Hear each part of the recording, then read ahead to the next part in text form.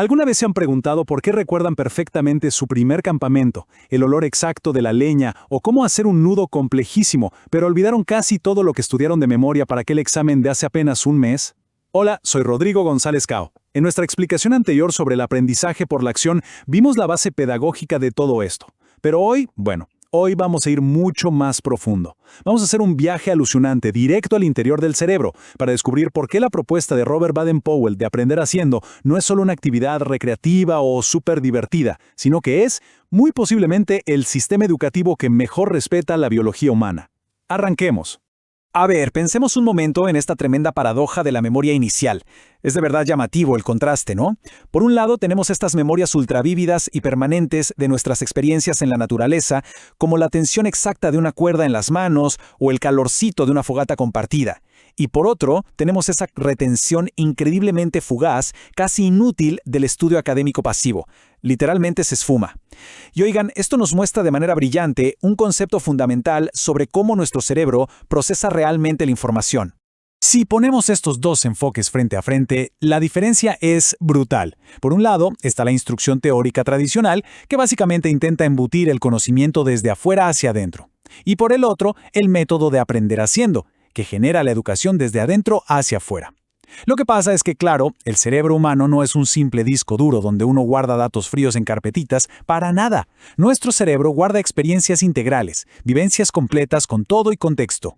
Y esto nos lleva directo a un concepto neurobiológico que es una genialidad, la famosa tríada del aprendizaje. En este movimiento, aprender jamás, pero jamás, es una recepción pasiva de datos. Es una activación total y absoluta del cerebro. Cuando alguien aprende a liderar su patrulla o a encender un fuego bajo un aguacero tremendo, se despiertan simultáneamente múltiples áreas cerebrales. Es una verdadera sinfonía neurológica.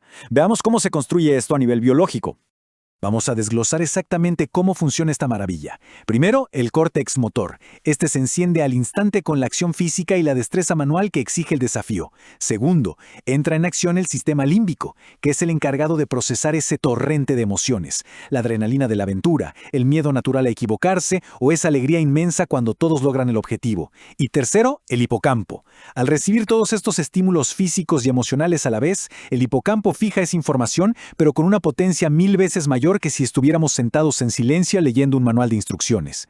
Entonces, el corazón de todo esto es que usar acciones bien prácticas combinadas con reflexión es lo que realmente facilita el aprendizaje de verdad. El punto clave aquí es que, a través de este proceso vivencial, la norma que alguien más te impone pasa a ser una norma descubierta por ti mismo. Es decir, esa disciplina exterior se transforma orgánicamente en una disciplina interior, y eso cambia por completo las reglas del juego. Ahora, hablemos del entorno, porque el aula ideal para este método obviamente no tiene 4 paredes. Es la mismísima naturaleza, el gran espacio privilegiado para moverse. Y ojo, esto tiene una razón científica de peso. La imprevisibilidad constante de estar al aire libre, ya saben, enfrentar un cambio brusco de clima, tener que orientarse en un bosque que parece un laberinto o administrar recursos limitados, obliga al cerebro a entrar en un estado de alerta y de adaptación continua. ¿Y por qué funciona tan bien este entorno? Bueno, muy simple. En la naturaleza no existen los atajos ni las trampas. La realidad es cruda y directa. Un fuego calienta o no lo hace. Un puente de cuerdas sostiene el peso de tu equipo o se caen todos al agua. Así de sencillo. Tener que enfrentarse a estas verdades ineludibles estimula la neuroplasticidad a niveles altísimos, forzando la mente a desarrollar habilidades críticas y una agilidad mental tremenda para resolver problemas complejos ahí, en tiempo real.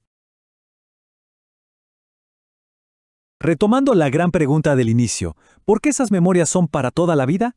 La magia ocurre gracias al ciclo de aprendizaje vivencial. Funciona así. Pasa secuencialmente de la acción pura y la experiencia concreta a un momento de reflexión profunda, para después aplicar eso que acabas de aprender.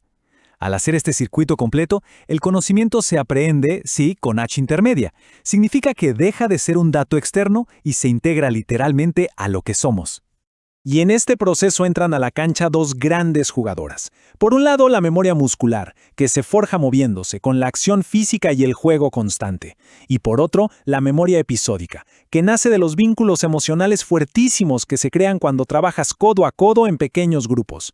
Por eso, conceptos como la solidaridad no son un texto de un libro que se memoriza. No, la solidaridad se vive en carne propia. Se siente cuando la ayuda de tu compañero es vital para que toda la patrulla salga adelante.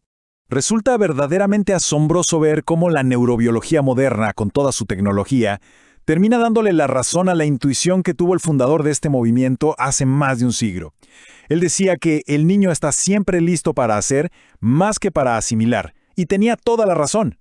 Esta metodología funciona tan bien porque opera a favor de la naturaleza humana, apoyándose en la forma en que nuestro cerebro evolucionó para aprender, en vez de obligarlo a ir contra la corriente.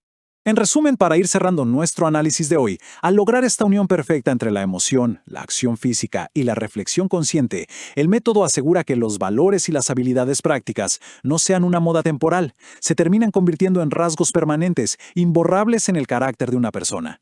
Aprender haciendo es ese motor increíble que permite dejar de ser simples espectadores pasivos de la vida para transformarse en los verdaderos artesanos de su propio destino y desarrollo.